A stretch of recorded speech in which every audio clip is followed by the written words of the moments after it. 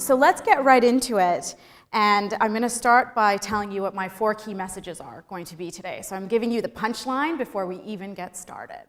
First and foremost, childhood obesity will negatively affect the future health of our children. And that's one key message I'd like to get out there. Secondly, and most importantly, it is all of our responsibility to support kids in making healthy choices. Third, we, all of us in this room and out in this community, are role models for our children. And lastly, I hope you leave believing that sharing and supporting Live 5210, which you're going to learn more about, in our homes and our broader community will help us to raise a generation of healthier kids. So let's talk about the problem. A lot of people ask me why I do this work. You're a doctor, aren't you supposed to be in the hospital seeing patients? I do see patients. And what I know as a physician and what we know as a community is that 1 in 3 Canadian children are overweight or obese. That's 1.6 million kids in this country. The studies or the research shows us that 50% of obese children will become obese adults. But it's not about size, how bodies look. That's not what we're talking about. Today we're talking about health. Obesity increases the risk of serious chronic disease. Type 2 diabetes, heart disease, and even cancer has been linked to unhealthy lifestyles. So, studies are showing us, and experts around the world are saying, for the first time ever, kids today might live shorter lifespans than their parents and grandparents. And that's a pretty serious thing when we think about it. When for so many years we've made progress in our lifespans through infection control and public health measures, and today we may not be able to achieve that same progress and may even move backwards. So my key point number 1, childhood obesity will negatively affect the future health of our children. I'm going to use type 2 diabetes as the example because that's what I do as a clinician, and that's what really motivated me to do this work. Type 2 diabetes is really referred to as an adult's disease in children. And the reason for that is because 25 years ago, a diagnosis of type 2 diabetes was unheard of in children. There had never been a case. And actually, the first case was described in an Aboriginal child in Manitoba. And the reason why I know that is because I did my residency there. And I worked with this wonderful woman, Dr. Heather Dean, who just last week, where I was with her at a meeting, said to me, you know, Shazan, I saw these kids and I thought I was seeing type 2 diabetes. And I started to tell our global community of endocrinologists, and no one believed me. No one believed me that this was type 2 diabetes in kids. Imagine that. Today, now this is data from British Columbia, hot off the press, hasn't been published yet, so you guys get sort of a first look. Today, we're seeing increases in rates. So this is a graph that shows the rates along the vertical axis and time along the horizontal axis. You can see over time, this middle line is the whole population, and you can see that the rates are going up, okay? This line here is females, and this line here is males. And I just want to draw your attention to the last few years of data we have, where we see this really high increase in young females. That's even more worrisome to me because studies show that when babies develop in an environment where blood sugars are high, like in a woman with type 2 diabetes, they themselves, those babies, are at risk of developing obesity and type 2 diabetes as children and young adults. So it's like this vicious cycle. Our children today who are born to women who have type 2 diabetes are already at risk. They're already 100 steps behind in terms of their ability to maintain a healthy life. When we looked at projecting, okay, what is this going to look like in 2030? Again, data from BC. We learned that by 2030, the number of cases of type 2 diabetes in people under 20 years of age will increase by 5 times. So although the number of total young people with type 2 diabetes is much smaller than that we see in adults, this is a serious problem. We did a study, I did this study when I was training, looking at every new case of type 2 diabetes in Canada. Of 100 children diagnosed, 95% were obese. So we learned that that's the single most important risk factor for developing this serious disease at a young age. But what was even more worrisome from this data was that almost 40% already had one complication: high blood pressure, high cholesterol, kidney disease, at an average age of only 13 and a half years. 13 and a half years, these kids already have these serious chronic diseases. Where is their health going to be in their mid-20s when they're supposed to be going to school, college, contributing to our economy? What's going to happen in 10, 15 years? So when we compare it to adults, we know this is new, right? 25 years ago, we'd never seen a case. So we're looking and learning and saying, okay, well, we compare the same disease in adults. What we're learning is that it's very different in young people. We know that the complications from diabetes develop very quickly, and I showed you that. 40% have a complication at diagnosis. Studies from the US have shown these same findings. We also know from studies in the United States that treatments are less effective. Most adults with type 2 diabetes are treated with an oral medication. They can take a pill a few times a day, and that tends to help them manage their diabetes. In a study looking at the effectiveness of these oral pills in kids, 50% failed those oral treatments and had to go on insulin, which they need to inject 3 or 4 times a day. So the treatments we have aren't as effective. And lastly, a great study that was published just last year showed us that people who develop diabetes at a young age, between 15 and 30 years, are more likely to die. So going back to that statement, kids today may live shorter lifespans than our grandparents. So what I learned from all of this work is that childhood obesity and youth onset type 2 diabetes are preventable. Let's go to key point number 2. It is all of our responsibility to support kids in making healthy choices. When we think about healthy choices, we think about the individual. I choose, it's up to me to choose, right? It depends on my knowledge and awareness of what is healthy. It depends on my motivation to choose healthy. There's other individual factors that influence the healthfulness of our weight, for example, like our genetics play a role for sure. But a lot of the focus of what we do in the healthcare system in particular is about what you can do as an individual. But we have to remember that it's more complex than that. Around that individual are these spheres of influence, like interpersonal things. Particularly for a child, what I choose depends on what my parents put in the pantry, right? What I choose depends on what's in the fridge to drink. Is there juice in there or is there water? What I choose depends on what my parents choose to eat or drink or what they choose to do. So my family, that context makes a difference. My community, my home, my socio-cultural environment makes a difference. My household's social economic status makes a difference. Can I afford healthy foods? My school environment makes a huge difference as a child. The built environment, again, influences how I choose. Is there a safe park in my neighborhood for my children to play? Is the weather amenable to playing outside? That's something we have to think about. Are there healthy foods available in the stores around me? In many places in the US in particular, there's food deserts. They call them food deserts because there's only convenience stores in those neighborhoods that sell unhealthy choices.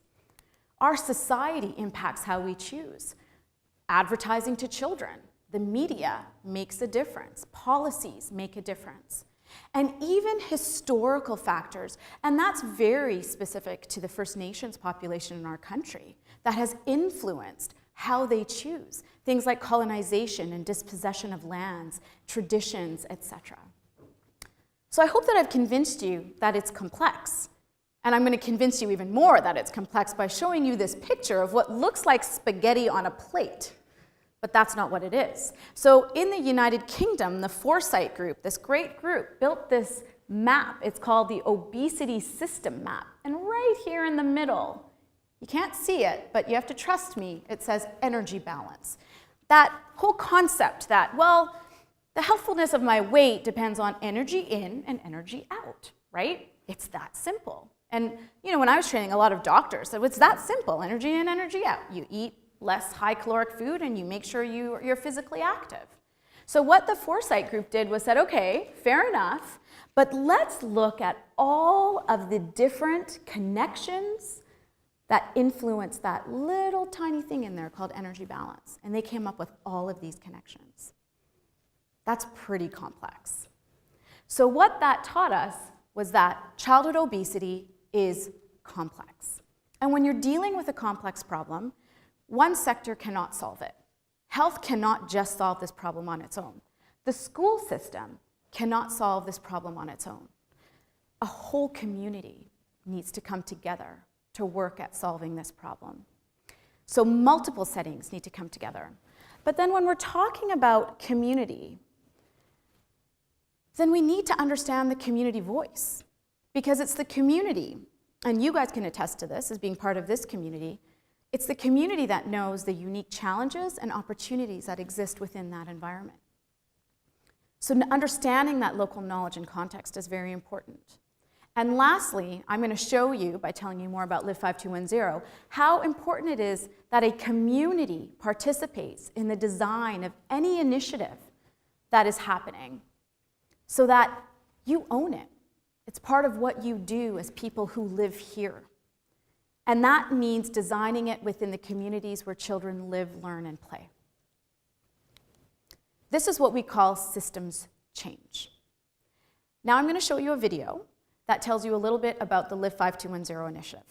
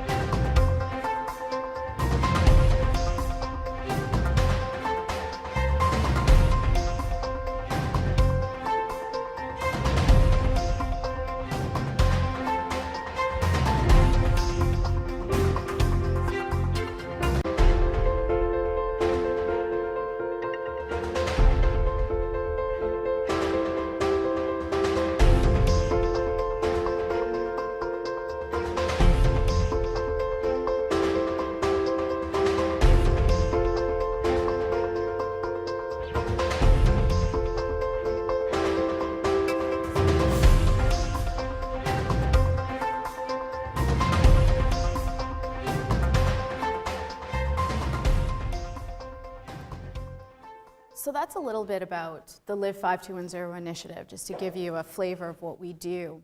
So I just want to show you our timeline. In 2009, I started this work in Prince George and Abbotsford. And at that time, it wasn't Live 5210 that I came to the community with. It was an idea. It was an idea about this concept of working across multiple sectors, doing a community-wide approach. And it was rooted in evidence from around the world that showed us that when you do this, we do see childhood obesity rates come down in a community. And these conversations with people in these two communities, people who work in early childcare, in the local government, teachers, community services, all of those things, it was those conversations and that engagement that led us to develop this initiative called Live 5210. And we did that for 3 years. 3 years of talking to people. It took a long time. My funders kept saying, what exactly are you doing? And I said, we're engaging, we're partnering. And after that, Live 5210 was born. And over the next 5 years, we spread to 11 communities across BC. We have 5 other communities knocking at our door right now. This is an initiative that's really gained traction around the province, and a message that continues to gain traction. And that message, the Live 5210 message, 5210, those 4 things, the community chose that. The community said, we need this message. And what we want is a message we can use everywhere in our community. They liked it because it was easy to remember. It's simple, it's clear, it's comprehensive. Importantly, it's evidence-based. It's rooted in the 4 key behaviors we know influence children's health. It's endorsed by the Canadian Pediatric Society. It's widely used by multiple programs around the world. If you look at Hawaii, Live 5210, Let's Go Maine, and the US uses 5210, it's a message that we don't own by any means, but is being used around the world.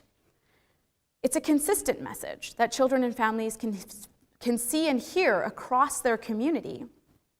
And it's goal-oriented. It provides these clear daily goals for kids and a framework, this is important, a framework for leaders and policymakers to support these behaviors. So what do I mean by a framework to support these behaviors?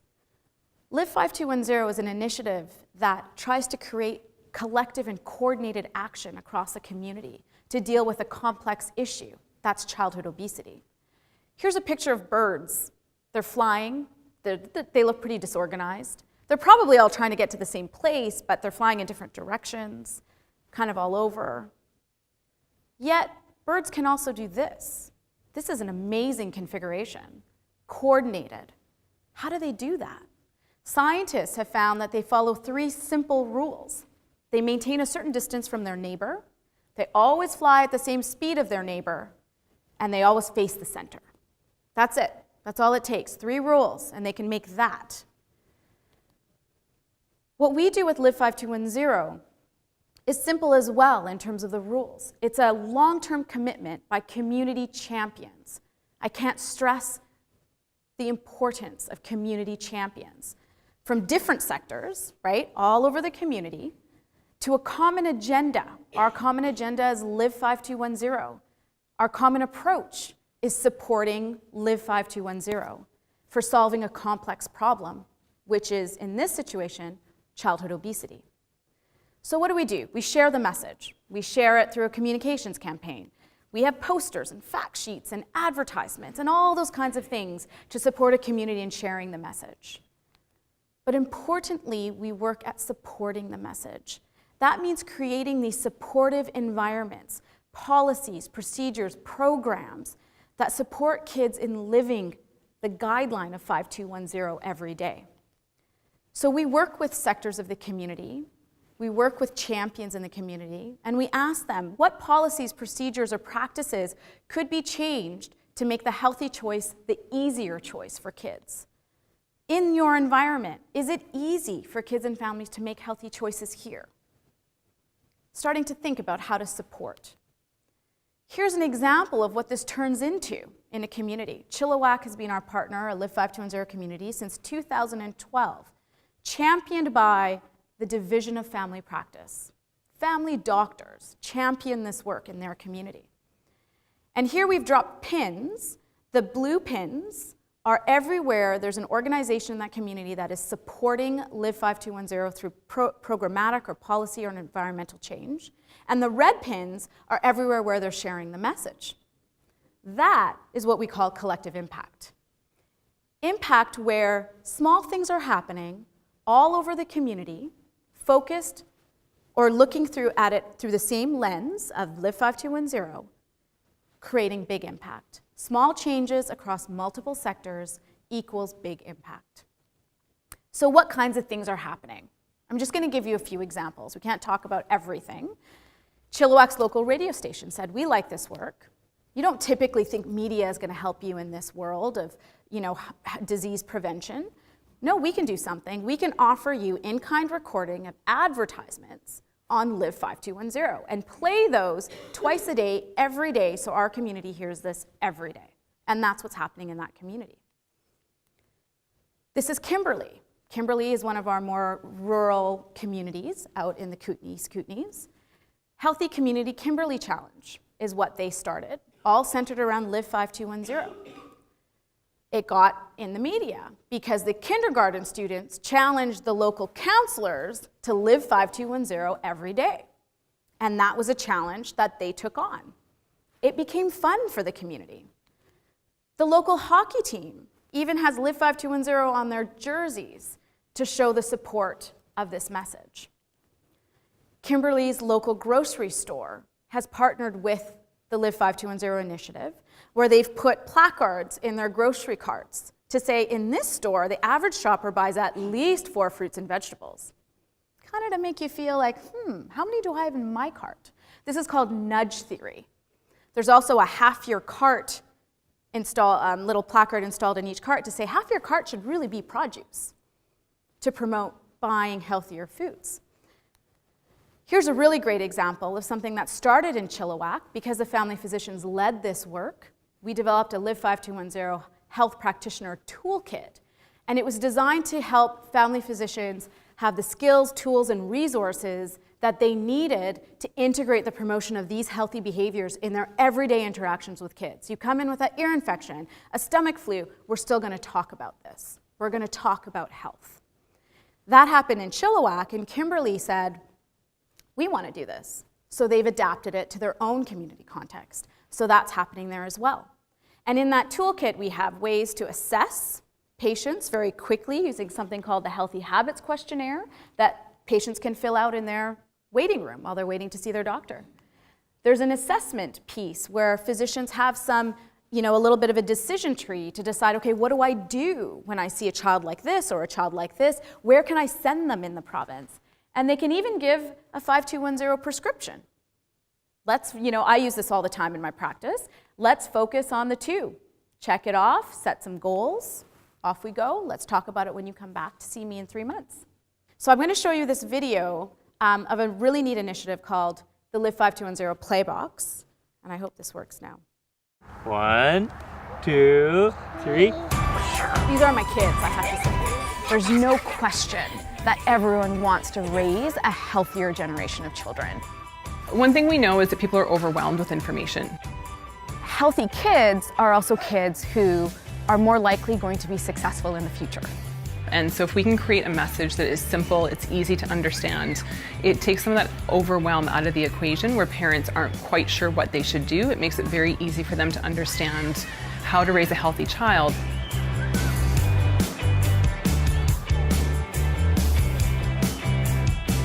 I'm a pediatric endocrinologist. In my clinical practice, I see many children with chronic diseases like type 2 diabetes that are the result of unhealthy weights and unhealthy lifestyle choices. Jenna, it's time to go play outside. The Live 5210 message is a healthy living guideline for parents to simplify what we need to do to raise healthy children. And so it's 5 or more fruits or vegetables a day, 2 hours or less of screen time, 1 hour of active play, and 0 sugar sweetened beverages. Live 5210 is not only just a simple message that is easy to remember for communities and families, but is evidence-based. And the Health Authority is always trying to promote evidence-based messaging.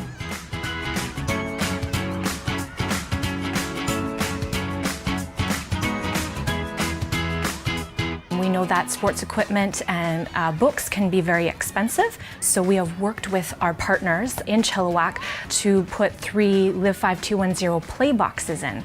And these are boxes in 3 distinct neighborhoods, and they have free sports equipment that families and children can play with. They just have to sign up to get a code for the lock. And we also have free books that they can take home. And that initiative is about creating environments across the entire community that make the healthy choice easier.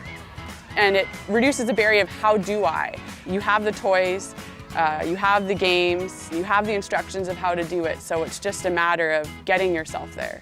We worked tirelessly with our partners, the health authorities, scope and initiative of BC Children's Hospital. We worked with our community partners in order to put the equipment in. We worked with the city to sort the equipment. A local government's involvement in this kind of initiative is really important because they have the capacity to make change at the broader community level, at the policy level, at the level of the built environment. And it's that kind of change that is so important for sustainable, long-lasting, systemic change. So through the process of this initiative, we've become really, really efficient at knowing how to engage a local community partner, how to structure that, how do you go building that relationship so that it gets to a point where you do have meaningful action taking place. So I know it's important to eat healthy food and to be active, but actually seeing the enjoyment that comes out of those things is just really, really cool. Healthy kids definitely means happy parents. I don't think that I even understood the magnitude of what communities can achieve when they work together.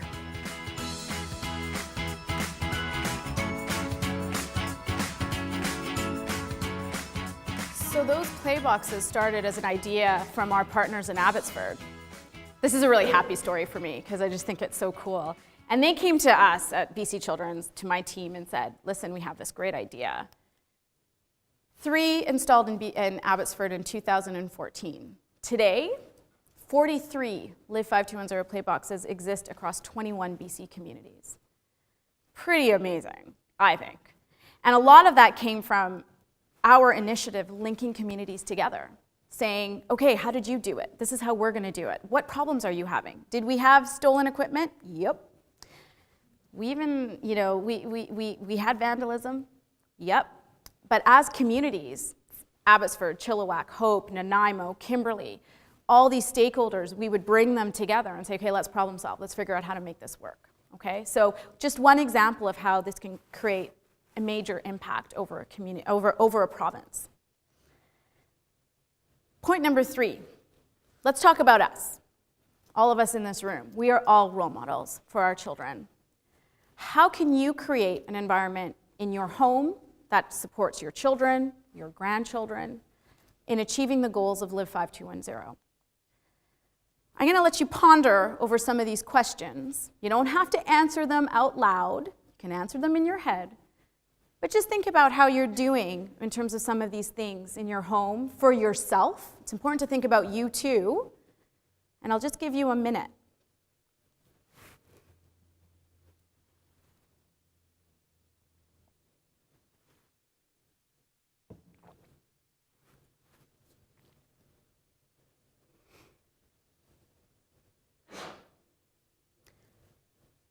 The reaction I often get from parents or caregivers or grandparents or just adults in general, I'm not even meeting that. I'm not even doing that. How can I expect my kids to? You're right. You're exactly right. How can you expect your kids to if you're not doing it? So, being a role model is the other message I want to get across today. So how do you raise healthy kids? And I want to be clear, the 5210 message is really evidence-based for 5 to 12 years of age, but we have contextualized it to the younger kids, and we haven't done a lot of work in teenagers, but I think all of these things apply to all of us, really. Choose vegetables and fruit for snacks. Avoid snacks with high sugar, fat, and salt. All of us should be doing that. Try beginning dinner with salad or raw vegetables with your kids.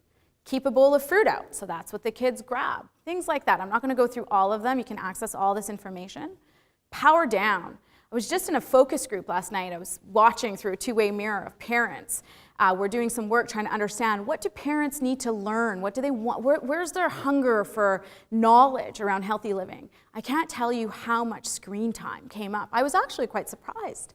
We just can't manage screens in our home. It is really hard. Power down, but that means you need to power down. Not just the kids, all of us need to power down. And I get it, I struggle with this with my own kids. Enjoy your family time during meals. Turn off the television. Keep board games and books and puzzles around so you can have time like that. One of the parents in the focus group yesterday said one of the things she likes to do is just activity time where everyone's doing their own activity. but they're all doing it together. She called it family activity time, but no one's on a screen. You could be reading a book, you could be drawing a picture, you could be doing a crossword puzzle, whatever it might be, but you're spending time as a family and you're not on a screen. Play actively at least 1 hour each day. Again, another one that can be challenging. Choose 0 sugary drinks. Take them out of your house. I tell my patients all the time, don't buy them. Take them out of your house. Remove them completely. It's just poison. I think it's poison. Some people may challenge me on that, but I really do. I think there's nothing good about juice. There's nothing good about pop. Okay? Set an example. Be a role model. Live a healthy, active lifestyle yourself, and your kids will see you do that. Do things together. Just this morning, I had a dad tell me, but I take my kid to the park, and he just doesn't play. He doesn't play. And I said, because he doesn't know how to. Are you playing with him? And it was like a light bulb went off in his head. Oh, so I'm supposed to play with him. Yeah, you need to play with him. Kids actually don't even know how to play anymore because they're always on screen. So in those Live 5210 play boxes, because we have so many, communities have sort of done their own take on some of them. In some of them, there's ideas for games. Remember Red Rover, Red Rover? Which kids are playing Red Rover? They don't even know the songs. All the skipping songs. I learned those songs from the grade 6s above me when I was in grade 4. But those grade 6s aren't skipping to songs anymore. How do the grade 4s learn? We're not in touch anymore with these amazing games. We need to bring it back. We need to bring all that back. So let me guess what you're thinking. I get it. We need to live 5210, but it's not easy. I get that. I'm a parent. My kids are 4 and 6. I understand. It's not easy, but it starts with us. It has to start with us. Kids look up to us. Kids look at what we do. So be a role model. Leave smartphones and tablets out of your main living area. Watch TV or use tablets when your child is sleeping or out of the house. Or maybe not at all. But I like Netflix too. We all do. There's great shows, right? It's our downtime. Turn off all screens during family meal times. I think that's really important. Like I mentioned, play actively with your kids. Choose healthy foods and eat them with your kids. Don't drink sugary drinks in front of your kids because they're going to want them too, and they're not good for you. Use a timer to track your kids' screen time. There's some things that need to be non-negotiable. Another patient today, I have so many patient stories because I had clinic this morning. He has a TV in his room. He's not sleeping. He can't sleep at night. And I said, you know what? I know you're 15 years old, but that's a non-negotiable. Mom, take that TV out of his room. I'm not saying it's an option. We're not saying, can you? We're saying we will take that TV out of your room. Parenting is really important.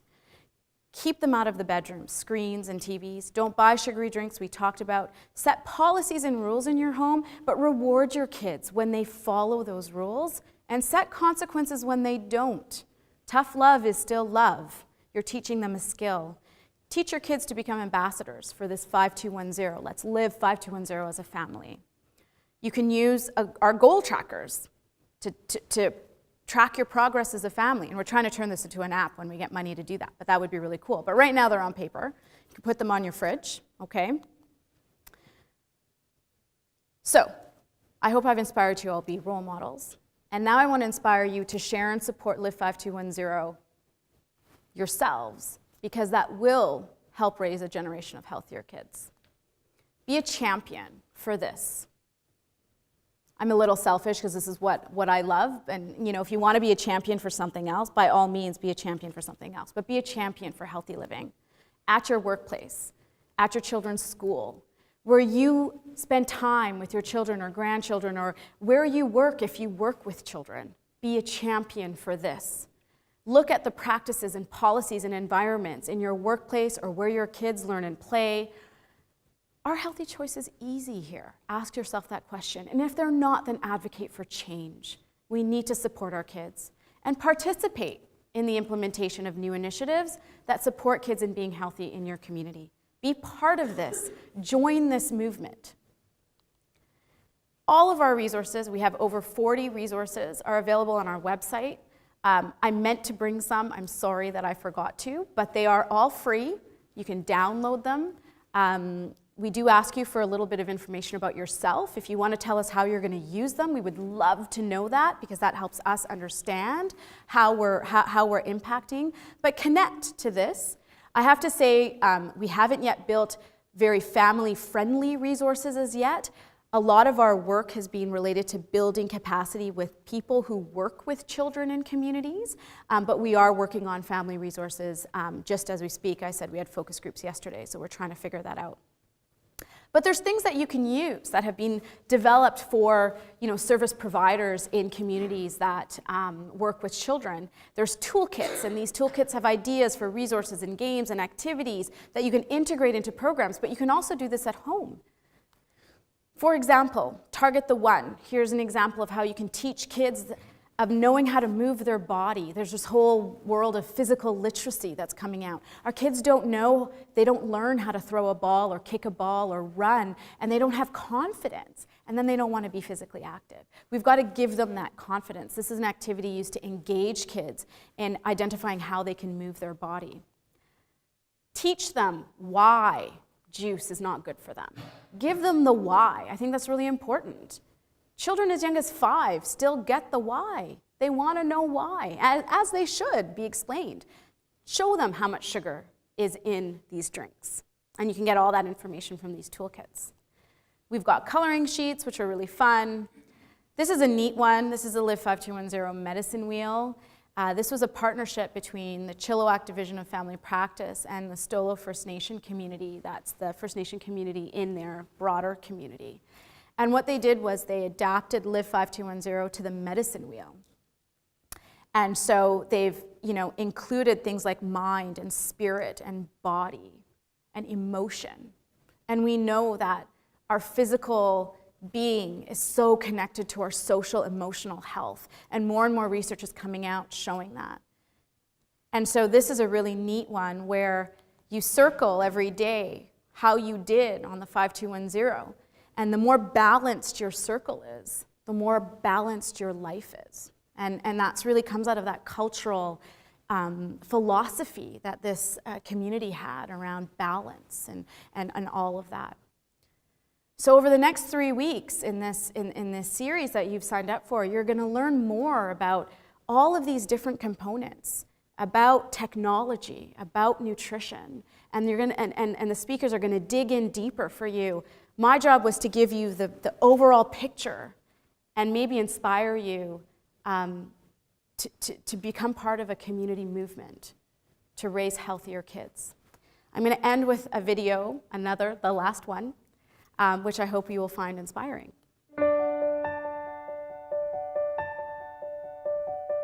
As parents, we think about it all the time. What's my child's life going to be like? What kind of person will they grow up to be? We worry about them, their health, safety, self-esteem, everything. We just want them to be happy. It's not whether we do or don't love our children. Of course we love them. It's about choosing how we love our kids. How do we set them on the path to be healthy and happy? It starts with us.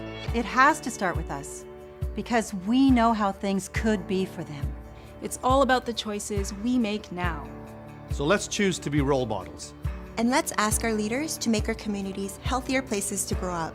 Let's show our kids why living an active, healthy life is important. Let's choose to live 5210 every day. 5 vegetables and fruits a day. No more than 2 hours of screen time each day. 1 hour of physical activity every day. And 0 sugary drinks. I know what you're thinking. It's expensive to buy fresh fruit and vegetables. Kids are picky eaters. Sometimes you just need a break, so you let them watch TV. They don't want to go outside in the rain. They just want to play video games. And there just isn't enough time to play with them. Trust me, I know. But if we each do one thing, take screens out of their bedrooms. Frozen or canned produce can be cheap, and it's just as healthy. Kids' taste buds take time to adjust. Try one new food, and keep trying. Play tag or Twister or Simon Says with the whole family. When you need to be inside, dance with your kids to their favorite songs. And ask one leader in your community to make healthy choices easier. Together, we can create new routines, healthy environments, vibrant communities. Close your eyes. Picture your kids living 5210. What do you see? They only grow up once. So if we start by doing one thing differently, one thing that will mean our kids become that much more healthy, active, happy. Just one thing.